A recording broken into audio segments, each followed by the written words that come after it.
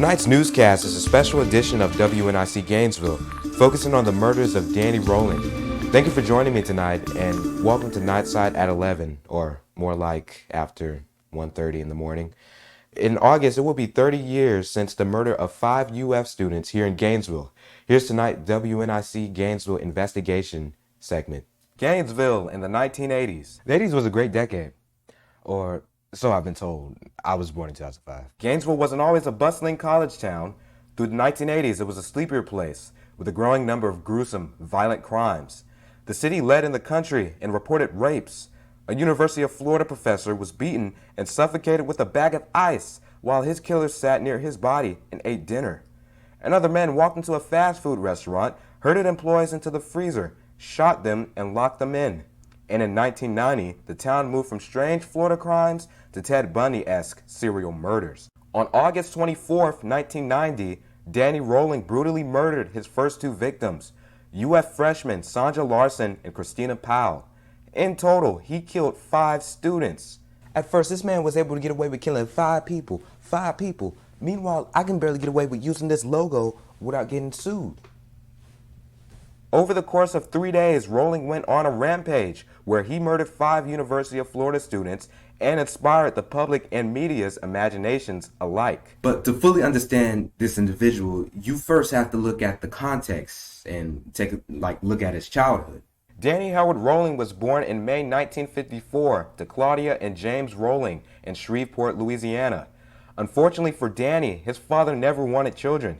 He was a cop and consistently abused his wife and children. I do believe that Danny experiencing those things that he saw from his father as a child was really a driving force of his actions later on in Danny's life. Danny was only 1 year old when his father abused him for the first time. He was beaten because he wasn't crawling properly. When Kevin, Danny's younger brother, was born in 1955, the abuse only worsened. Claudia tried to escape the toxic marriage, but time and time again she returned. When Danny failed the 3rd grade for too many absences due to illness, his mother had a nervous breakdown. Danny's school counselors described him as, quote-unquote, suffering from an inferiority complex with aggressive tendencies and poor impulse control. Those aggressive tendencies and poor impulse control that he saw in his father really foreshadowed Danny's later life choices. Rowling dropped out of high school while still receiving his high school equivalent. Danny failed the Navy enlistment test and joined the Air Force Base. He worked security police and strategic air command at Homestead Air Force Base here in Florida. Then he was later locked up for a drug possession charge and for disobeying orders, and he was diagnosed by a psychiatrist as having a personality disorder. He was forced to leave the Navy under honorable discharge. Rowlings then returned to Shreveport and later married Omatha Ann Halco, who was already pregnant. The cycle of abuse that came from his father was definitely displayed in Danny and his new wife. At age 23, after being with his wife for 4 years, she separated from him after threatening to kill her in 1977. Danny turned devastation into anger and raped a woman who closely resembled his now ex-wife. Later that year, he killed a woman in a car accident, which troubled him even further. At 6'2", Danny was a powerful man, so you could see how easy it was for him to commit those kind of crimes. From the late 70s to 90s, Rowling committed a series of petty crimes and thefts. He turned to a series of armed robberies to get cash and subsequently was in and out of the criminal justice systems in Louisiana, Mississippi, Alabama, and Georgia. He broke out of prison several times. In May of 1990, he shot his 58-year-old father twice and nearly killed him. Though he survived, James Rowling lost an eye and an ear. So after he does all of this, he changes his identity with papers he found after breaking into some random person's house, and he goes and flees off to Sarasota. On August 24th, 1990, Danny broke into the home of Sandra Larson and Christina Powell, both incoming freshmen at the University of Florida here in Gainesville. Rowling followed them home, broke into their house, and simply overpowered them. Thus began the streak of the Gainesville Ripper. The next day, Rowling killed Christina Holt in the much same fashion. By now, news of the murders had spread across UF. Authorities put out as much information as they could to try to catch the suspect, and students slept in groups and took every precaution they could think of. Despite this, the Gainesville Ripper killed one more time. On August 27th, Rowling attacked Tracy Paulez and Manuel Tobada, both 23. He killed Tobada while he slept. Then he killed Tracy. Authorities feel Rowling did not manage to mutilate these bodies because he may have been in danger of getting caught or was otherwise interrupted. These murders all occurred less than 2 miles from each other around the University of Florida.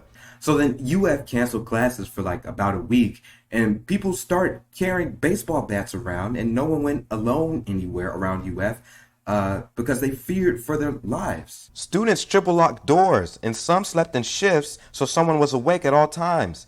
By the end of August, thousands of students left campus, and around 700 never came back because they feared for their lives. Danny Rowling's father, who was a 20-year-old veteran cop from the Shreveport Police Department, had not only taught his son how to take abuse all of his life, but he also taught Danny how to cover his tracks. Instead of leaving the duct tape on his dead bodies, Danny disposed of it in dumpsters to get rid of any fingerprints. Danny also used cleaning solvents on the dead bodies to remove any traces of semen. Some of the female bodies were left in sexually suggestive positions, which offered authorities a clue into the killer's method. The Gainesville Ripper continued to steal from homes and gas stations until he was finally caught 2 weeks after the murder in Ocala after a high-speed chase. He was wanted for the robbery of a Winn-Dixie, as authorities still did not know he was the Gainesville Ripper. It wasn't until January 1991, more than 4 months after the murders, that police finally caught a break. Because of the similarities of the murders in Shreveport and here in Gainesville, investigators sought DNA of prisoners from Shreveport who were incarcerated. Danny Rowling's DNA was similar enough to the DNA left at the Gainesville murder scenes to charge him with murder. Then Rowling finally confessed to being the Gainesville Ripper. In Alachua County, I'm Nicholas Treadway, WNIC Gainesville. There are now memorials across the University of Florida campus, including 5 trees planted to honor the victims, and more urging students to never forget. Well, I'd like to thank you for joining me this morning on this special edition of WNIC Gainesville. I'll see you next time. Till then, I'm Nicholas Treadway.